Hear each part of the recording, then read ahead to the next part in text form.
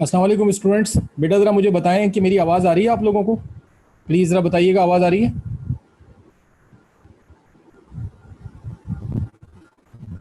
ठीक है, ठीक है, ठीक है, गुड। अच्छा बेटा, आज इस तरह हुआ है कि कुछ बारिश की वजह से और इंटरनेट की, ठीक है, थैंक यू, सबका मैसेज आ गया, मेरी आवाज़ सबको आ रही है। बेटा आज बारिश की वजह से और इंटरनेट की कनेक्टिविटी की वजह से टेक्निकल रीजंस पे हम पिछले 15 मिनट से ट्राई कर रहे थे कनेक्ट करने की, तो अभी जाके कनेक्ट हुआ है। तो I am sorry for the delay. लेकिन बहरहाल अब जो भी टाइम होना था ज़ाया वो तो हो गया, क्योंकि अब कनेक्शन ही नहीं हो रहा था। तो अब हम क्लास स्टार्ट करते हैं। अच्छा, मुझे मुझे ज़रा आप ये बताएंगे कि कोई स्टूडेंट ऐसा है, कोई बच्ची ऐसी है जो पिछली क्लास में नहीं थे? मुझे ज़रा बताइए, जो पिछली क्लास में ना हो। अच्छा, अनुषा कह रही हैं कि मी, और ईमान शाहिद मी, और आमना अकरम, और ठीक है, ठीक है, काफ़ी स्टूडेंट आ गए। अब मैंने लेक्चर अपलोड करवा दिया था, पिछली मैंने वीडियो अपलोड करवाई है। तो आप मुझे बताइए कि आप लोगों ने पिछली जो क्लास है उसकी वीडियो देख ली है, देख कर आए हैं आप, क्योंकि टॉपिक कंटिन्यू चल रहा है। आमना कह रही है यस, ठीक है, ठीक है। मुस्कान यस। किंजा मैंने नहीं थी लेकिन सर लेक्चर ले लिया था। ठीक है, ठीक है, ठीक है, ओके ओके। अच्छा, ईमान शाहिद कह रही है नो, सिर्फ एक स्टूडेंट कह रही है कि मैंने वीडियो नहीं देखी है, ठीक है, बाकी सब हैं। अब बेटा इशू इसमें यह है, देखिए ये बात जहन में रखिएगा कि आजकल वैसे ही जो है ना वो वेदर के इश्यूज चल रहे हैं। अच्छा, ठीक है। अच्छा, और एक और बच्ची है बिस्मा, वो कह रही है सर मैंने भी नहीं देखी। दो स्टूडेंट हैं। अब मसला ये है कि बेटा आजकल वेदर के इश्यूज चल रहे हैं और नेट की कनेक्टिविटी का भी मसला है। तो अब मैं पूरी क्लास, तो अगर कोई एक या दो बच्चे हैं तो माजरत के साथ बेटा मैं पूरी क्लास रिपीट नहीं कर सकता, क्योंकि पहले ही हमारे 15-20 मिनट ज़ाया हुए हैं नेट की वजह से। तो अब मैंने इसीलिए आप लोगों से जो है वो व्हाट्सएप ग्रुप पे भी कहा था कि पूरी कोशिश कीजिएगा कि आप लास्ट वाली जो लेक्चर है उसकी वीडियो देख के आएँ। अब वो जो एक दो बच्चे हैं, बिस्मा है और एक और बच्ची है बिस्मा और आयशा, एक दो या तीन स्टूडेंट हैं जो ये कह रहे हैं कि वो पिछली वीडियो नहीं देख सकें। तो बेटा वो आप आज जो है ना किसी भी तरह से एडमिन से, सर निसार से कांटेक्ट करें और पिछला लेक्चर जो है ना वो मंगाएं आप उस पर गूगल क्लासरूम पे मंगाएं और उसको लाजमी आप देख लें, क्योंकि अब मुझे यहीं से स्टार्ट करना पड़ेगा जहां तक मैं पहुंच चुका हूँ। ओके, अब आप लोग मुझे ओके कर दें, क्योंकि मैं पिछला नहीं कर सकता। ठीक है जी, ठीक है। तो मैं अब यहाँ से स्टार्ट, ठीक है, वेरी गुड, आप लोग समझ रहे हैं ये बात, ठीक है, ठीक है, थैंक यू। अब मैं यहीं से स्टार्ट कर रहा हूँ। मैं इतना बता देता हूँ कि ठीक है, सबने मुझे ओके कर दिया। अब मैं देखें आपको इतना बता देता हूँ कि पिछली क्लास में मैंने एक टॉपिक स्टार्ट, पहले दो डेफिनेशंस होती हैं इलास्टिक और इन इलास्टिक कोलिजन की, ठीक है जी। और वो जो डेफिनेशंस हैं वो 4 मार्क्स में आती हैं, शॉर्ट में 2-2 नंबर में। मैं शॉर्टली आपको विद इन 1 मिनट बता देता हूँ कि मैंने उसमें ये बताया था, जो बच्चे नहीं हैं उनके लिए सिर्फ 1 मिनट में बता रहा हूँ। उसमें मैंने ये बताया था कि जब दो बॉडीज आपस में कोलाइड होती हैं तो वो कोलिजन दो तरह का फिजिक्स में माना जाता है। इलास्टिक कोलिजन हो सकता है और इन इलास्टिक कोलिजन हो सकता है।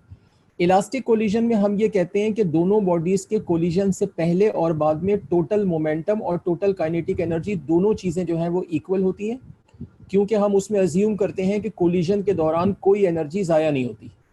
तो इलास्टिक कोलिजन आइडियल कंडीशन है जिसमें हम बेस्ट ऑप्शन चूज करते हैं कि हम ये कहते हैं कि भाई कोलिजन के दौरान कोई एनर्जी ज़ाया नहीं होती, इसलिए total momentum before and after collision भी इक्वल होता है और टोटल काइनेटिक एनर्जी भी दोनों बॉडीज की before and after collision equal होती है। इसको बोलते हैं इलास्टिक कोलिजन। और ये आइडियल कंडीशन है जिसमें हम बेस्ट ऑप्शन पे जा रहे हैं कि हम अज्यूम कर रहे हैं कि भाई कोई एनर्जी कोलिजन के दौरान ज़ाया नहीं होती। इन इलास्टिक कोलिजन में ये होता है कि कोलिजन के दौरान हम कहते हैं कि कुछ एनर्जी ज़ाया हो जाती है मुख्तलिफ चीज़ों में। जैसे जब दो चीज़ें आपस में टकराती हैं तो फ्रिक्शन होती है, हीट होती है, साउंड निकलती है, तो एनर्जी ज़ाया होने के चांसेस होते हैं और ज़्यादातर ऐसा ही हो रहा होता है। तो हम इन इलास्टिक कोलिजन में ये कहते हैं कि दो बॉडीज़ जब आपस में कोलिजन करेंगी तो according to law of conservation of momentum उनका total momentum before and after collision तो सेम होगा, लेकिन टोटल काइनेटिक एनर्जी इक्वल नहीं होगी, क्योंकि कोलिजन के दौरान कुछ एनर्जी ज़ाया हो जाएगी। ये इन इलास्टिक कोलिजन है और ये एक्चुअल कंडीशन है, यानी हमारी आम जिंदगी में हमारे चारों तरफ जो कुछ हो रहा होता है उसमें जो चीज़ें आपस में टकरा रही होती हैं वो ज़्यादातर इन इलास्टिक ही कोलिजन होता है। लेकिन आप जानते हैं कि फिजिक्स की जितनी भी डेरिवेशंस होती हैं वो सारी आइडियल कंडीशन पे की जाती हैं, बेस्ट ऑप्शन पे की जाती हैं। तो इसलिए अब हम जो डेरिवेशन कर रहे हैं वो हम इलास्टिक कोलिजन की जो करने जा रहे हैं, जो चल रही है हमारी, वो हम आइडियल कंडीशन पे करेंगे, यानी इलास्टिक कोलिजन पे करेंगे। ठीक है, तो मैंने बताया, आखिरी मैं दफ़ा दोबारा बता रहा हूँ कि मैंने बताया कि जब दो चीज़ें आपस में टकराती हैं, कोलिजन करती हैं, तो अगर कोलिजन के दौरान अज्यूम किया जाए कि बिल्कुल भी एनर्जी ज़ाया नहीं हो रही, तो टोटल मोमेंटम और total kinetic energy before and after collision same होता है, तो वो होता है इलास्टिक कोलिजन और वो है आइडियल कंडीशन। और अगर कोलिजन के दौरान कुछ एनर्जी ज़ाया हो तो फिर वो इनइलास्टिक कोलिजन होता है, उसमें total momentum before and after collision equal होता है लेकिन काइनेटिक एनर्जी इक्वल नहीं होती। ये मैंने डेफिनेशन बताई थी। उसके बाद हमने अब एक जो हमारी डेरिवेशन चल रही है वो है elastic collision in one dimension. इसको हम elastic collision in one dimension भी कहते हैं और इन वन डायरेक्शन भी कहते हैं। डायमेंशन का जो मतलब है वो डायरेक्शन ही होता है, लेकिन चूंकि बुक में डायमेंशन के वर्ड यूज किए गए इसलिए हमने भी डायमेंशन का वर्ड यूज किया है। Elastic collision in one dimension में हमारी जो डेरिवेशन चल रही है उसमें हमने ये कहा है कि ये दो बॉडीज हैं जिनके मासेस अनइक्वल हैं। एक बॉडी थोड़ी भारी है, दूसरी हल्की है। वो बॉडीज ए और बी हैं। ए का मास m1 है और बी का मास m2 है, और वो दोनों बॉडीज जो हैं वो सेम डायरेक्शन में चल रही हैं। ठीक है, मैं आपको एक सेकंड के लिए पिछली स्लाइड, जो बच्चे नहीं ले सके थे उनको सिर्फ एक सेकंड पिछली स्लाइड में दिखाता हूँ, सिर्फ एक सेकंड, ताकि समझ आ जाए सिचुएशन। बस 1 मिनट लगेगा, फिर हम कनेक्ट हो जाएंगे। तो देखो भाई, इसमें हमने ये अज्यूम किया है कि ये दो बॉडीज हैं, और ये आप देख सकते हैं ये बॉडी ए है। ठीक है जी, ये बॉडी ए है और ये वाली बॉडी बी है, और दोनों के मासेस क्या है, इसका मास m1 है और इसका मास m2 है। और देखिए ये भी राइट की तरफ जा रही है, इसकी वेलोसिटी u1 है, और ये भी राइट की तरफ जा रही है, इसकी वेलोसिटी u2 है। ठीक है, दोनों सेम डायरेक्शन में चल रही हैं। और हम ये अज्यूम करते हैं कि पीछे वाली जो बॉडी है वो फास्ट चल रही है और आगे वाली स्लो चल रही है, तो थोड़ा आगे जाके यहाँ पर इनमें कोलिजन हो जाता है, दोनों बॉडीज टकरा जाती हैं, ये इलास्टिक कोलिजन होता है, ऐसा अज्यूम किया जाता है। क्योंकि डेरिवेशन में जो हमें कहा गया है वो हमें कहा गया है कि ये दोनों बॉडीज इलास्टिक कोलिजन करेंगी आपस में। ठीक है जी, अब क्या होता है कि कोलिजन के दौरान बॉडी ए अपनी कुछ एनर्जी बी में ट्रांसफर कर देती है, तो इस तरह बाद में बी की एनर्जी ज़्यादा हो जाती है और ए की एनर्जी कम हो जाती है। इसलिए कोलिजन के बाद क्या होता है कि बॉडी ए जो पहले फास्ट चल रही थी, ये बॉडी देखें पहले फास्ट चल रही थी, ये पहले फास्ट चल रही थी और ये वाली स्लो चल रही थी, लेकिन अब कोलिजन के बाद ये वाली स्लो हो जाती है, बॉडी ए स्लो हो जाती है और आगे वाली फास्ट हो जाती है, क्योंकि ड्यूरिंग द कोलिजन बॉडी ए ने अपनी कुछ काइनेटिक एनर्जी बी में ट्रांसफर कर दी है। लेकिन डायरेक्शन देखें चेंज नहीं होती, पहले भी दोनों बॉडीज राइट की तरफ चल रही थी और अभी भी दोनों बॉडीज राइट की तरफ चल रही हैं। तो अब चूंकि वेलोसिटी अब इसकी कम हो गई और इसकी ज़्यादा हो गई है, तो इसलिए पहले बॉडी ए की वेलोसिटी जो थी वो u1 थी, पहले बॉडी ए की वेलोसिटी u1 थी, लेकिन अब चूंकि कम हो गई है तो इसलिए अब हमने इसको बोल दिया कि ये v1 है, और बॉडी बी की वेलोसिटी u2 थी, इसको हमने कह दिया कि अब ये हो गई है v2। तो हमें इस डेरिवेशन में अगर आप क्वेश्चन देखें तो क्वेश्चन क्या लिखा है कि two bodies of unequal masses are moving in same direction. ठीक है, if they collide elastically and remain in motion, ठीक है जी, and remain in motion in same direction then drive expressions for their velocities after collision. तो इस derivation में हमें इन बॉडीज की वेलोसिटीज जो आफ्टर कोलिजन है वो कौन कौन सी है, एक v1 है और दूसरी v2 है, इन दोनों के फॉर्मूले बना दें। ये मैंने आपको शॉर्टली बता दिया। अब जब हम इसमें आगे चले थे तो हमने इसमें कहा था कि भाई चूंकि दोनों बॉडीज में इलास्टिक कोलिजन हो रहा है, तो अब हम जब आगे गए थे, जब आप लोग वीडियो लेक्चर देखेंगे तो काम उस वक्त कर लीजिएगा, मैंने आपको सिर्फ आइडिया दे दिया है। तो जब हम इसमें आगे गए तो हमने कहा कि भाई चूंकि दोनों बॉडीज़ में इलास्टिक कोलिजन हो रहा है, तो आप देख सकते हैं इक्वेशन क्या है कि जी total momentum before collision equal होगा टोटल मोमेंटम आफ्टर कोलिजन के। इससे हमने इक्वेशन बनाई 1, फिर हमने इस इक्वेशन 1 को थोड़ा सा सॉल्व किया था। राइट से हम m1 v1 को लेफ़्ट पे ले गए थे और लेफ़्ट से हम m2 u2 को राइट पे ले आए थे। तो इस तरह हमने दोनों m1 की वैल्यूज़ लेफ़्ट पे कर ली थी और दोनों m2 की वैल्यूज़ हमने राइट पे कर ली थी। फिर आप देख सकते हैं कि हमने लेफ़्ट पे से जो है वो m1 कॉमन लिया और राइट पे से हमने m2 कॉमन लिया, तो ये ब्रैकेट में u1 माइनस v1 आ गया और ये u2 minus v1 u2 minus v2 minus u2 आ गया। तो ये हमने इक्वेशन नंबर इसको 2 बोल दिया था, और ये वाली जो थी हमारी ये इक्वेशन नंबर 1 थी। तो यहाँ तक हमने इलास्टिक कोलिजन की जो डेफिनेशन है उसका आधा हिस्सा अप्लाई किया कि भाई total momentum before and after collision जो होगा वो इक्वल होगा।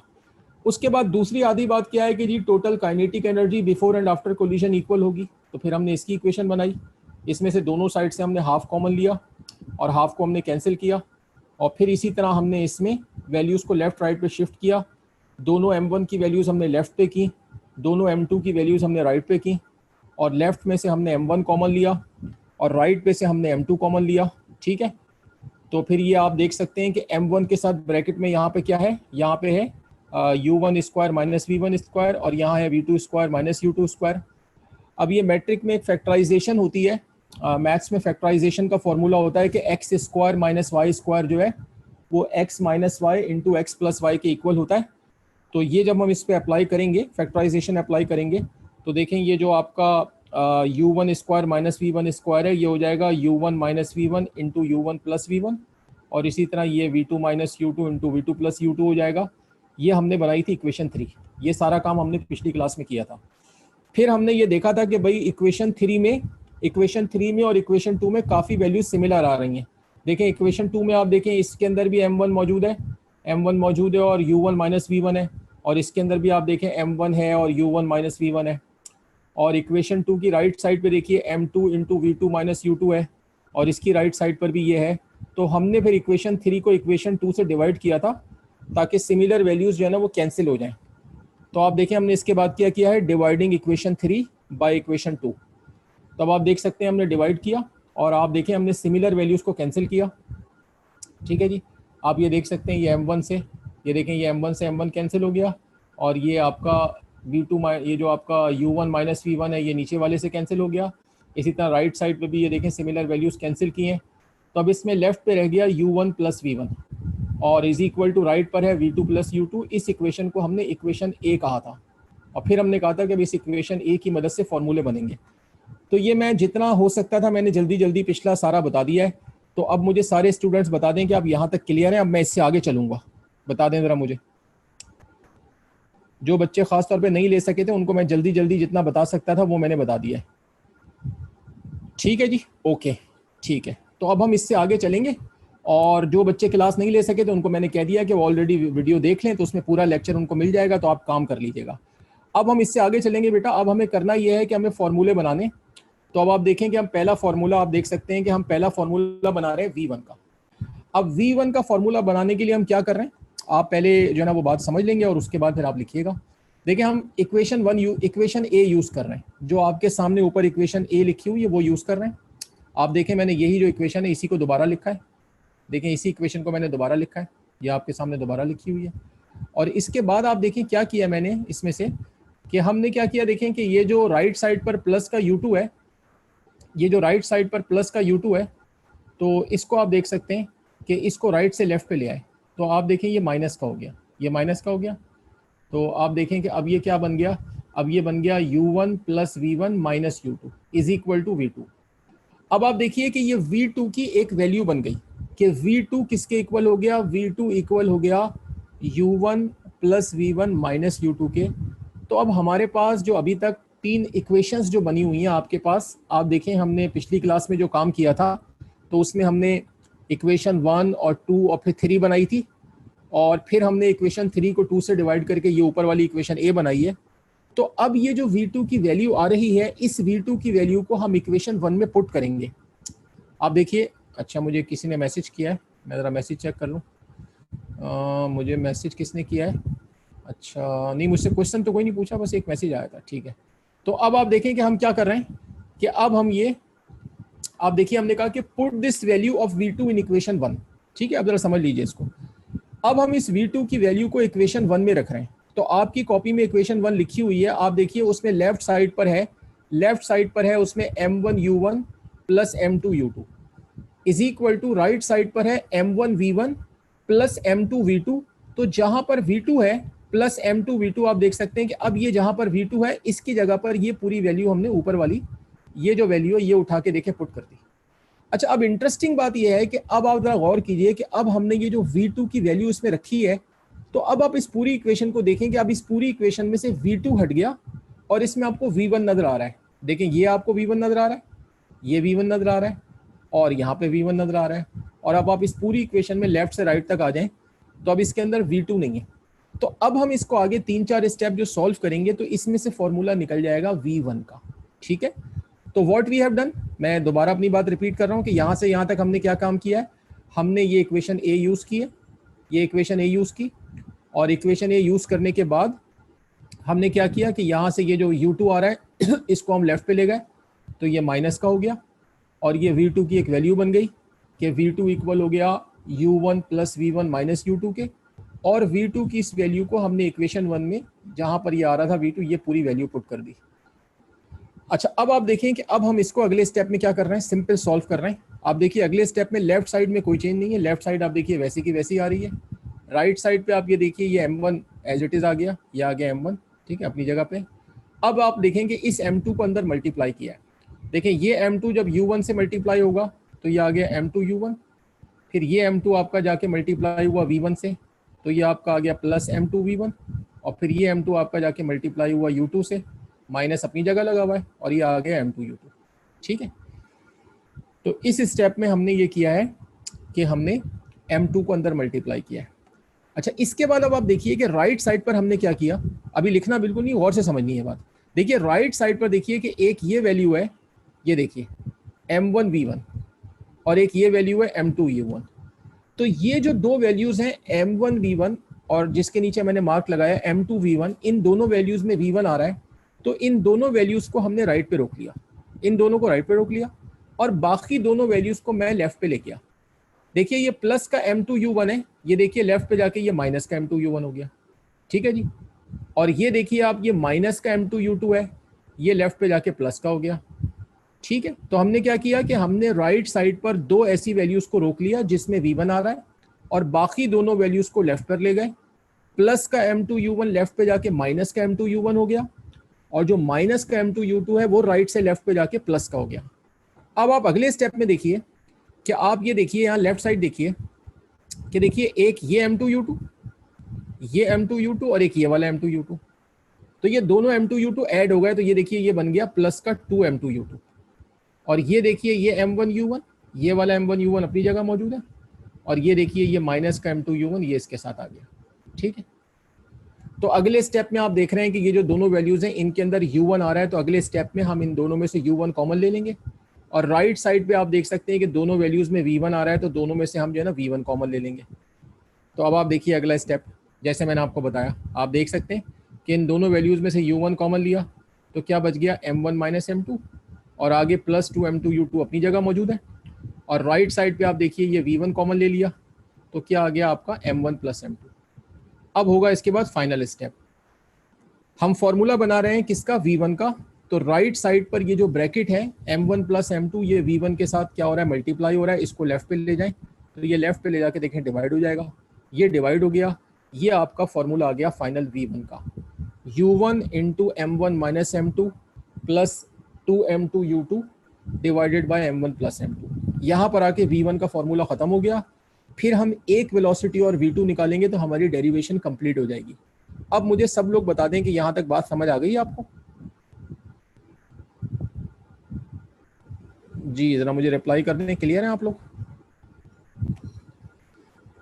ठीक है जी, ज़्यादातर लोग सब मुझे कह रहे हैं कि क्लियर हैं। जोहा, आमना, आयशा, निसा, बुशरा, ठीक है ठीक है, अनुषा, सबका आ गया मैसेज। तो बेटा अब मैं आपको 5 मिनट्स दे रहा हूँ, बिल्कुल ठीक है, अब मैं 5 मिनट्स तक मौजूद हूँ, आप आराम से ये काम कीजिए। ठीक है, आयशा, जहरा, सबका आंसर आ गया। और इसको नोट करने के दौरान अगर कोई आपके जहन में क्वेश्चन आए तो मैं मौजूद हूँ, आप चैट बॉक्स में मुझसे पूछ लें, मैं आपको जवाब दे दूंगा। तो आपके पास 5 मिनट्स हैं, आप इसको आराम से नोट करें और V1 तक आ जाएं।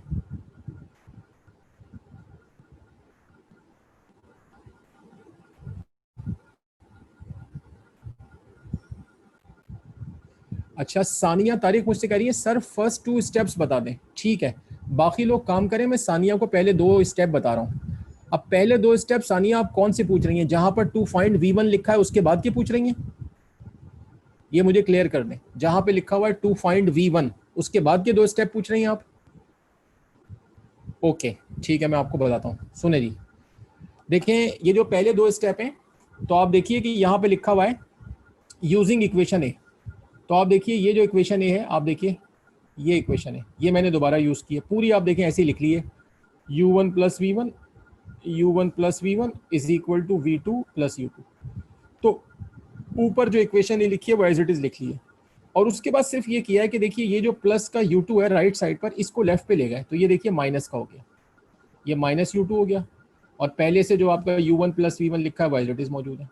तो इस तरह अब आप देखिए कि u1 plus v1 minus u2 ये किसके इक्वल आ गया, v2 के इक्वल आ गया। तो ये v2 की एक वैल्यू बन गई है, इसे इक्वेशन 1 में पुट किया है। ये 2 स्टेप है। अब आप मुझे बताएं क्लियर है?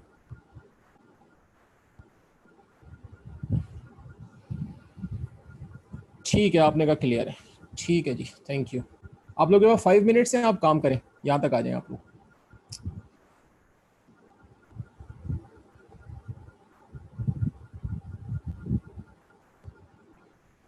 अच्छा, राहिमा कह रही हैं सर सेकंड स्टेप में u1 को राइट साइड पर क्यों नहीं ले गए?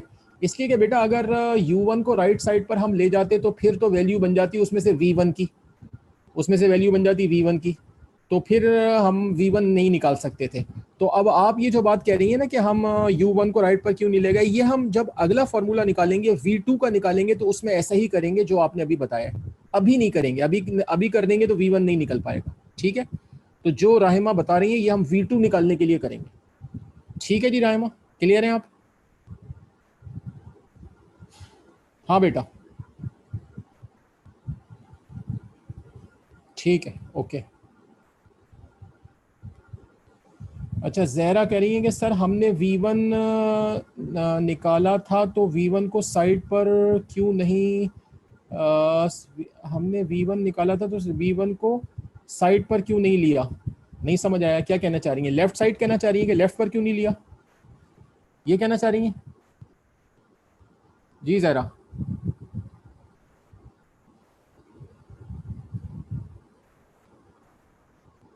आपने लिखा हम था तो v1 को साइड पे क्यों नहीं लिया, कौन सी साइड पे क्यों नहीं लिया? लेफ्ट पे कहना चाह रही हैं? यस सर, अकेला क्यों नहीं लिया, मतलब लेफ्ट साइड पर कहना चाह रही हैं आप कि लेफ्ट पर क्यों नहीं लिया? अकेला तो अभी भी है। हाँ, तो उससे कोई फर्क थोड़ी पड़ता है। इक्वेशन में अगर देखिए कहीं लिखा हुआ है x इक्वल टू वाई, तो आप पलट दें तो y इक्वल टू एक्स हो जाएगा। तो अगर आप इसमें एक स्टेप और कर लें तो v1 को लेफ्ट पे ले जाएं, बाकी सारी चीज को राइट पे ले जाएं, तो वो तो आपकी मर्जी है। आपने v1 निकालना है, चाहे आप उसको राइट पे लिखें चाहे लेफ्ट पे लिखें, उससे कोई फर्क नहीं पड़ता। क्लियर है आप इस बात में? ठीक है।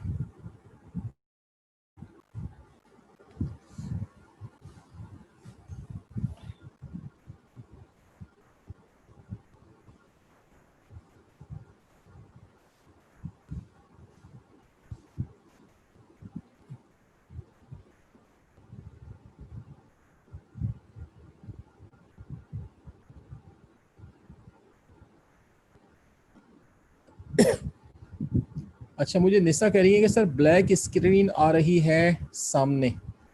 अच्छा, तो शायद जब मैं चैट बॉक्स खोलता हूँ तो आ रही है, तो मैं देखता हूँ। तो फिर मुझे, अभी मैं चैट बॉक्स हटाऊंगा तो फिर आप मुझे बताएंगे कि आ रही है कि नहीं आ रही। अब ठीक है, ठीक है, ओके, ओके। अभी बता दें अब ठीक है, ओके।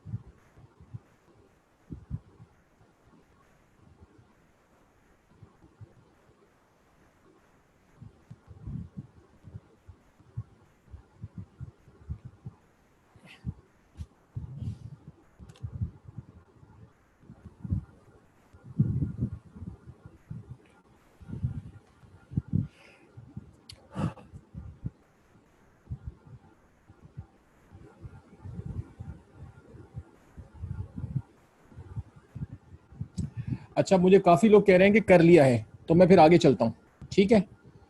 अगर कोई रह गया है तो बता दें, वरना मैं आगे जा रहा हूँ। ओके, ठीक है। अच्छा, अब तमाम लोग मेरी बात ये सुनेंगे। एक मैसेज और आया है, ठीक है, कर लिया। अच्छा, अब सब लोग मेरी बात ये सुनेंगे। देखें, हमने देखिए हमने V1 निकालने के लिए क्या किया, गौर से मेरी बात सुनिएगा। हमने V1 निकालने के लिए क्या किया, अपनी कॉपी में भी देखते जाएं या सामने स्क्रीन पे देख लें। हमने V1 निकालने के लिए इक्वेशन A यूज की और इक्वेशन A में से एक वैल्यू बनाई हमने V2 की और उसे इक्वेशन 1 में पुट कर दिया। आई रिपीट माई वर्ड्स, हमने V1 का फॉर्मूला बनाने के लिए इक्वेशन A यूज की, उसमें से वैल्यू बनाई V2 की, U2 को लेफ्ट साइड पर ले गए तो वैल्यू बनाई हमने उसमें से V2 की और उसको इक्वेशन नंबर 1 में पुट करके सॉल्व कर लिया। अब V2 निकालने के लिए हम काम करेंगे उल्टा। अब V2 निकालने के लिए हम दोबारा इक्वेशन A यूज करेंगे, लेकिन अब हम उसमें से वैल्यू जो है वो किसकी बनाएंगे, V1 की बनाएंगे और बिल्कुल इसी तरह हम पुट कर देंगे इक्वेशन 1 में, तो आपका आंसर जो है वो V2 का निकल जाएगा। ये मैं आपको नेक्स्ट स्लाइड पे दिखाता हूँ। अब जरा देखिए, लिखेंगे बाद में, पहले आप इसको समझेंगे, ठीक है।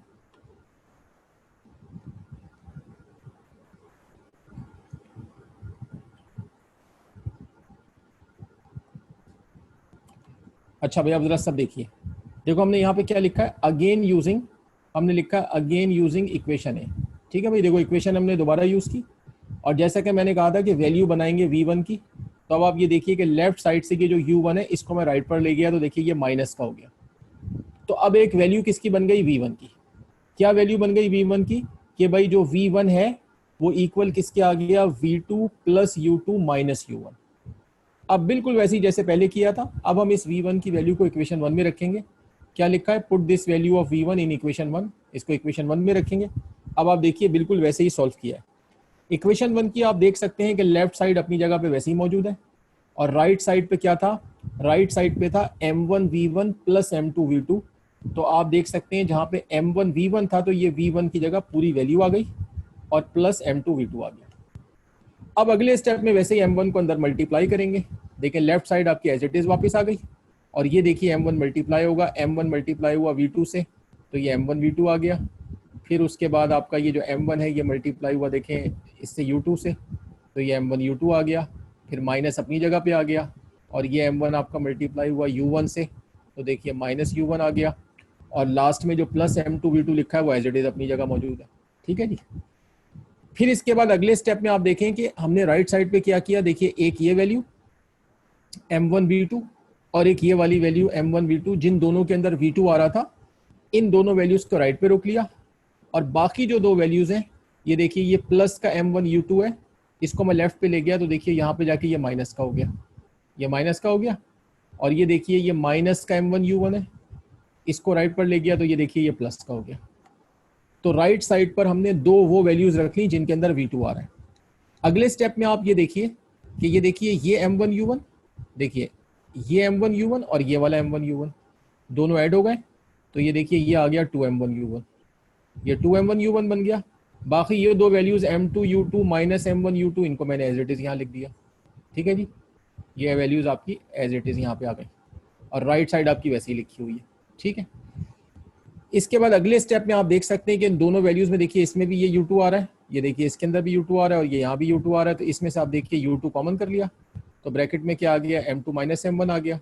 बाकी प्लस 2M1U1 अपनी जगह मौजूद है और राइट साइड पर देखिए दोनों में से V2 कॉमन कर लिया तो ये ब्रैकेट के अंदर क्या आ गया, M1 प्लस M2 आ गया।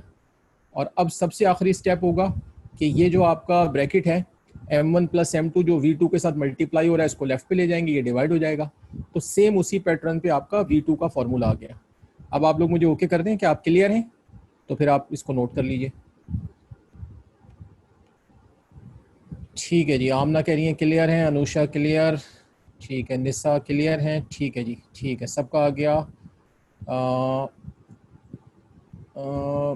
ये नाम मारेबा नाम है शायद, हाँ मारेबा और जहरा और जोहा सईद, ठीक है जी, सबको समझ आ गया है। तो अब मैं आपको बिल्कुल ठीक है, तो मैं अब आपको नोट करने के लिए 4 से 5 मिनट दे रहा हूँ, बिल्कुल ठीक है। तब आपके पास 5 मिनट है, आप इसको नोट करें, ये डेरिवेशन हमारी यहाँ पे कंप्लीट हो जाएगी, ठीक है।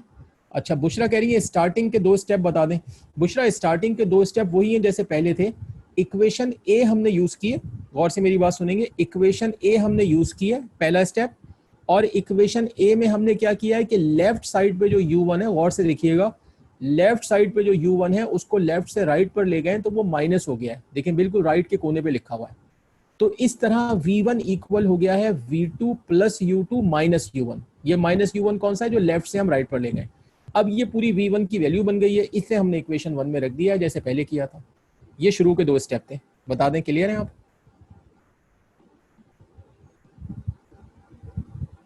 जी, जिन्होंने मुझसे क्वेश्चन पूछा था वो बता दें, उन्हें समझ आ गई ये बात? ठीक है, आप फटाफट नोट करें, 5 मिनट है आपके पास, 4 से 5 मिनट में आपने ये नोट करना है।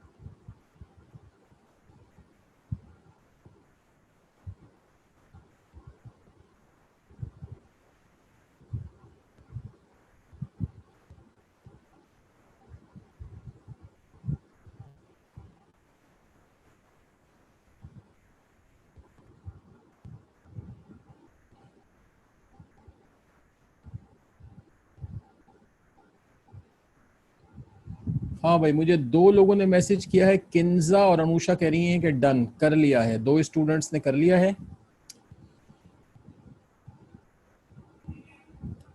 राहिमा कह रही हैं डन।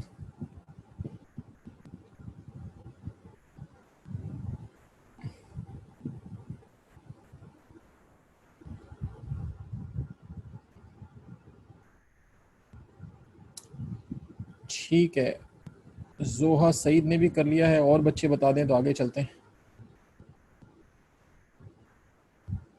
ठीक है, मारेबा अली डन। तो अगर कोई रह गया है तो बताएं, वरना मैं थोड़ा सा काम आज की क्लास में और आगे कराऊंगा। ठीक है।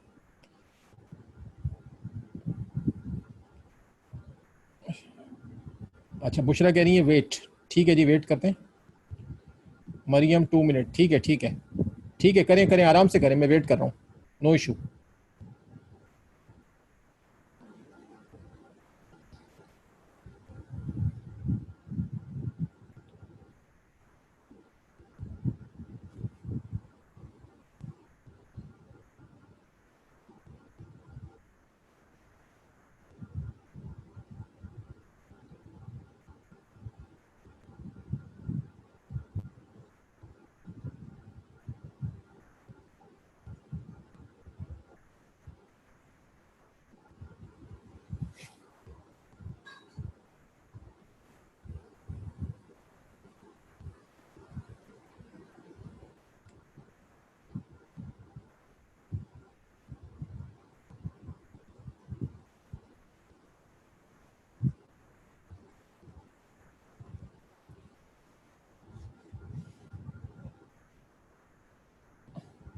हाँ बेटा, किधर पहुंचे? ठीक है, अब काफ़ी लोग कह रहे हैं कर लिया है। अगर कोई रह गया तो मुझे बताओ।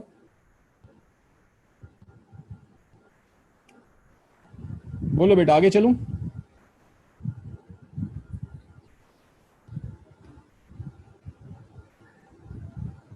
ठीक है। अच्छा, अब तमाम स्टूडेंट्स मेरी बात गौर से सुने, सब लोग मेरी बात सुनेंगे गौर से? ठीक है, ठीक है, थैंक यू। सब कह रहे हैं आगे चलें। अब एक मेरी बात गौर से सुने। देखिए, ये डेरिवेशन यहाँ पे कंप्लीट हो गई है। ये 7 मार्क्स में आती है, लॉन्ग सेक्शन में आती है, इंपॉर्टेंट है, अक्सर आती रहती है पेपर में, बड़ी आसान है, थोड़ी सी लंबी है लेकिन कोई मुश्किल बात नहीं है। ठीक है, तो ये तो यहाँ कंप्लीट हो गई। अच्छा, इस डेरिवेशन से रिलेटेड आपकी बुक में, आपके कोर्स में 4 केसेस हैं, केस 1, 2, 3, 4 करके।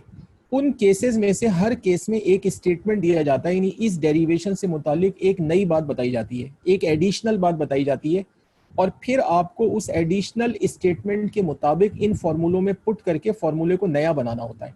लेकिन वो जो केसेस हैं, अगर वो आते हैं तो वो शॉर्ट वाले सेक्शन में 4 नंबर में आते हैं और इस डेरिवेशन के साथ शामिल नहीं है, वो नया टॉपिक है। अब मैं आपको वो केसेस दिखाता हूँ, जरा आप देखिए जरा। अच्छा, मुझे किसी ने मैसेज किया है, पहले मैं मैसेज चेक कर लूँ।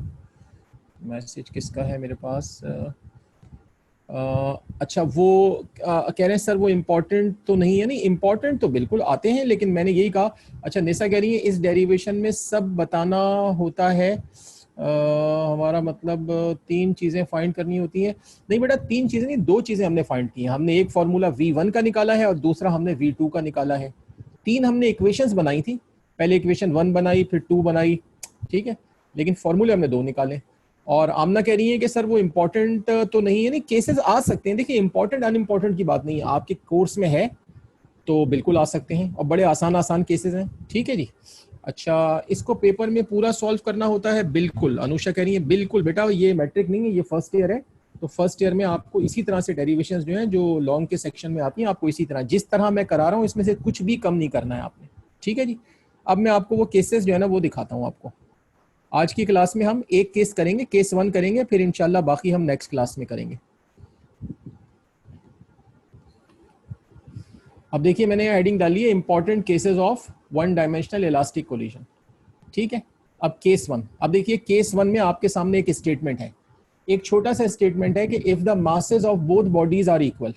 देखो, अभी जो हमने डेरिवेशन की है, उसमें तो हमने कहा था कि दोनों बॉडीज के अनइक्वल मासेस हैं, एक का थोड़ा ज्यादा है, एक का कम है। लेकिन अब वो एक नई बात बता रहे हैं उसमें ऐड करके कि अगर दोनों बॉडीज के मासेस इक्वल हो जाएं तो फिर क्या होगा। ये इसका केस 1 का स्टेटमेंट आ गया। अच्छा, एग्जाम में केस 1, 2, 3 नंबर करके नहीं आएगा, वो आपको स्टेटमेंट देंगे, जो यहाँ स्टेटमेंट लिखा वो लिखा होगा। अब इस स्टेटमेंट को देखें, एक्सप्रेशंस कैसे निकालने, अब इधर देखिएगा गौर से। देखो, हमने यहाँ पर ये कहा है, अभी आपने लिखना बिल्कुल नहीं है, बात समझनी है। हमने यहाँ पर ये कहा है कि जी let the mass of both bodies is m। देखिए, अगर दोनों बॉडीज के मासेस इक्वल हैं तो हो सकता है कि दोनों बॉडीज 5 kg की हों या दोनों 10 kg की हों, दोनों इक्वल होंगे। अब हमें तो नहीं पता कितने kg की हैं, तो हमने देखें अपने तौर पे लेट कर लिया कि दोनों बॉडीज का मास जो है वो m है। अब m 5 kg भी हो सकता है, 10 kg भी हो सकता है, कुछ भी हो सकता है। तो हमने लेट कर लिया कि भाई m1 और m2 दोनों m के इक्वल हैं। अब हमें बिल्कुल आसान सा काम करना है, कोई मुश्किल बात नहीं करनी। हमने अपना फॉर्मूला उठाना है। जैसे ये अभी हमने जो 2 फॉर्मूले बनाए, पहले हमने बनाया था V1 का, पहले हम V1 का लेंगे, फिर हम V2 का लेंगे, दोनों बनाने होंगे। हमने करना सिर्फ ये है कि अपना फॉर्मूला उठाना है और ये पुट कर देना है। जहां जहां पर m1 आ रहा है और जहां जहां पर m2 आ रहा है, दोनों की जगह m रख देना है। तो आप देखिए, मैंने ऐसे ही किया है। देखिए फॉर्मूले में, देखिए ये m1 m2, देखिए दोनों की जगह मैंने m रख दिया। फिर नीचे m1 m2, ये देखिए ये नीचे भी दोनों की जगह m रख दिया। फिर यहाँ देखिए 2m2, इसकी जगह m रख दिया। तो बिल्कुल सिंपल काम है कि जहां जहां पर m1 और m2 आ रहा है वहां उठा के आपने m रख देना है। बाकी आपने u1, u2 और v1 को बिल्कुल नहीं छेड़ना, क्योंकि उन्होंने उसके बारे में कुछ नहीं बताया। उन्होंने आपको सिर्फ ये कहा है कि if the masses of both bodies are equal, कि अगर दोनों बॉडीज के मासेस इक्वल। अब आप देखें कि इसमें अगले स्टेप में जाएंगे तो बिल्कुल आसान बात है। देखें कैसे हुआ इसका आंसर, देखिए कैसे आया। ये देखिए, अब आप देखिए कि जब ये m माइनस, जब आपने दोनों जगह m रखा तो देखिए m माइनस m, m में से m माइनस करेंगे तो ये 0 आ जाएगा। नीचे आप देखिए m प्लस m, ये क्या हो गया 2m। ठीक है जी, ये 2m हो गया आपका ये वाला, और बाकी आपका तो ये वैसे ही 2m u2 मौजूद है। अब अगले स्टेप में आप जाएं। अब अगले स्टेप में आप देखें, जब ये 0 मल्टीप्लाई होगा, जब ये 0 u1 से मल्टीप्लाई होगा तो ये आपका 0 हो जाएगा। ये आपका 0 हो गया, और ये बाकी 2mu2 ऊपर वाला और नीचे वाला 2m अपनी जगह मौजूद है। ठीक है, फिर इसके बाद अगले स्टेप में जाएंगे, पहले देख लें फिर कर लीजिएगा। अगले स्टेप में जाएंगे तो ऊपर 2mu2 है और नीचे 2m है, तो आप देखिए 2m से 2m कैंसिल हो गया। तो आपका जो आंसर आया V1 का वो क्या आया कि V1 किसके इक्वल आ गया, U2 के। तो ये केस 1 के मुताबिक आपका V1 का फॉर्मूला चेंज होके आ गया, ये आपका आंसर है। और बिल्कुल इसी तरह देखिए जैसे हमने V1 में रखा है, अब बिल्कुल ऐसे ही V2 में किया है। एक दफा देख लें फिर मैं आपको नोट करने का टाइम दे दूंगा। अब आप देखिए बिल्कुल ऐसे ही V2 में किया है, सिंपल वही काम हमने किया है कि हमने, आप देखें कि जहां जहां पर M1 M2 आ रहा है सब जगह देखें, यहाँ पे दोनों ये M रख दिया, ये M रख दिया, ठीक है, यहाँ पे M रख दिया, और ये देखें नीचे दोनों जगह M रख दिया। फिर बिल्कुल देखें ये वैसे ही हुआ, ये M माइनस M 0 हो जाएगा, ठीक है जी, और नीचे दोनों M ऐड होंगे, ये 2M हो जाएगा। इसी तरह ये देखें 0 इससे मल्टीप्लाई होगा तो यहाँ पे 0 आ जाएगा, ये 0 आ गया, और फिर ये ऊपर 2mu1 है, नीचे 2m है, ये 2m से 2m कैंसिल हो गया तो ये u1 आ गया। तो केस 1 में आपके आंसर क्या है कि v1 इक्वल टू u2 आया और v2 इक्वल टू u1 आया। तो हर केस के स्टेटमेंट के मुताबिक आपको अपने फॉर्मूलों को इस तरह से चेंज करना होगा। अब आप मुझे बताएं कि आपको ये समझ आ गया? बिल्कुल आसान बात है, सब मुझे जरा रिप्लाई कर दें। अच्छा, एक स्टूडेंट मुझे कह रही है सर मुझे समझ नहीं आया, दोबारा बता दें। ठीक है, अनुषा कह रही है बाकी सब क्लियर हैं। ठीक है जी, ठीक है। तो अब जो लोग क्लियर हैं तो मैं पिछली स्लाइड पे वापस जा रहा हूं, अनुषा को मैं दोबारा बता दूंगा, इतनी देर में मैं अनुषा को बताता हूं, आप काम करना शुरू कर दें, मैं पिछली स्लाइड पे वापस जा रहा हूं। ठीक है, आप काम कीजिए, आपके पास है 5 मिनट।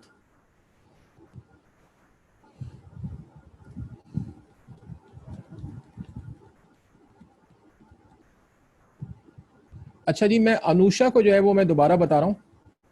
अनुषा आप सुन लीजिए, मेरा ख्याल है अनुषा ही नाम है जिन्होंने क्वेश्चन किया है। बेटा इन केसेस में से हर केस में आपको एक स्टेटमेंट दिया जाएगा। अभी मुझे मैसेज आया किसी का, मैं मैसेज देख लूँ पहले। मैसेज किसका आया मुझे? मैसेज आया है अच्छा आयशा, हाँ आयशा ने सवाल किया, ठीक है।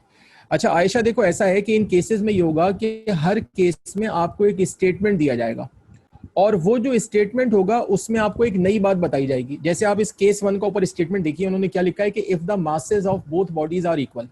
वो कह रहे हैं कि जो दोनों बॉडीज आपस में टकराई हैं, जिनकी वेलोसिटीज के फॉर्मूले आपने निकाले हैं v1 और v2, अगर उन दोनों के मासेस इक्वल हों तो फिर v1 का फॉर्मूला क्या होगा और v2 का क्या होगा। तो हमने देखिए ऊपर इसके सॉल्व करने में लेट किया है कि दोनों बॉडीज का मास जो है वो m के इक्वल है, यानी दोनों बॉडीज के मासेस इक्वल है, तो हमने सपोज कर लिया दोनों m है। अब m कुछ भी हो सकता है m 10 kg हो, 5 kg हो, कुछ भी हो। तो अब आप देखो कि हमने फॉर्मूले में सिर्फ ये किया है कि जहां जहां पर m1 और m2 आ रहा है दोनों की जगह पे हमने m रख दिया। दोनों की जगह क्यों m रख दिया? क्योंकि मास इक्वल है, तो हमने लेट किया कि दोनों का मास इक्वल है। फिर आगे जो सॉल्व किया है मेरा ख्याल है वो इतना मुश्किल नहीं है। अब जैसे जहां पे m माइनस एम आ रहा है तो वो 0 हो जाएगा, फिर 0 देखें u1 से मल्टीप्लाई होकर वो 0 हो जाएगा। तो मेरा ख्याल है कि आपको समझ तो आया होगा। सॉल्यूशन में कोई स्टेप होगा तो आप पूछ लीजिएगा मुझसे। ठीक है जी, सही है, ओके। तो अब आप लोगों के पास बेटा, चूंकि आज क्लास हमारी स्टार्ट होने में जरा लेट हो गई थी और हम 15-20 मिनट लेट हो गए थे, तो अब 5:03 हो गए। तो अब आप लोगों को समझ तो आ गया है, तो आप कोशिश करेंगे कि अगले 2-3 मिनट में कंप्लीट कर लें, क्योंकि मेरी अगली क्लास ना लाइन पे बैठी हुई होगी। ठीक है, तो मैं आपको टाइम दे रहा हूँ 3 मिनट का। 3 मिनट के अंदर बेटा करना है आपने इसको। ये आज हमारा केस 1 कंप्लीट हो जाएगा। टोटल 4 केसेस हैं, तो अगले जो 3 केसेस हैं वो मैं इंशाल्लाह आपको नेक्स्ट क्लास में बताऊंगा।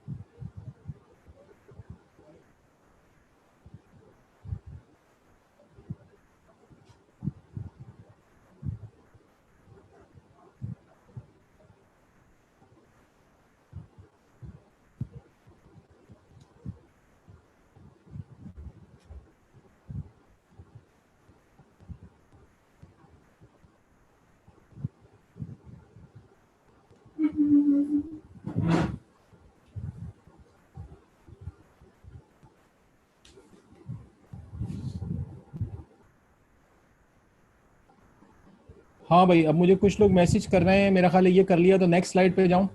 अच्छा सही है, स्लाइड चेंज कर रहा हूँ, ओके।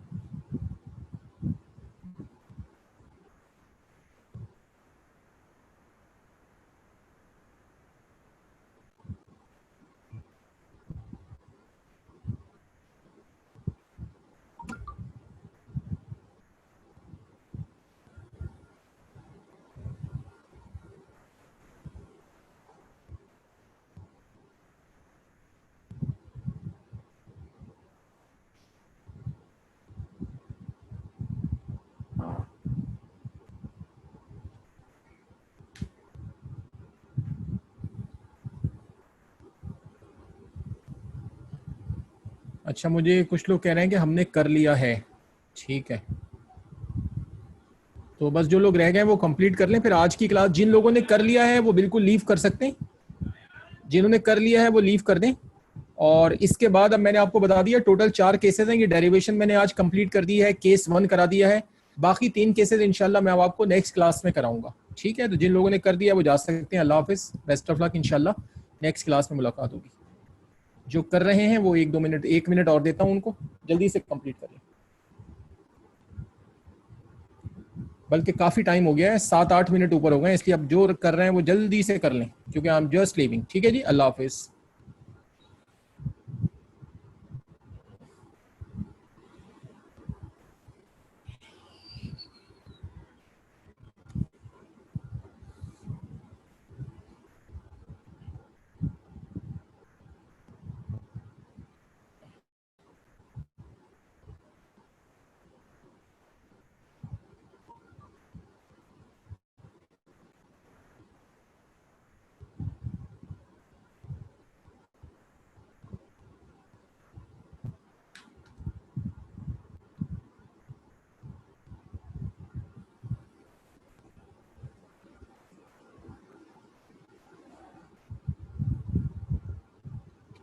ठीक है जी, आखिरी 5 सेकंड है, मैं जा रहा हूँ, जो रह गया है वो जल्दी कर ले, just 5 second, I am just leaving, 1 2 3 4 5 में चला जाऊंगा मैं, ठीक है जी, ओके, अल्लाह हाफिज़।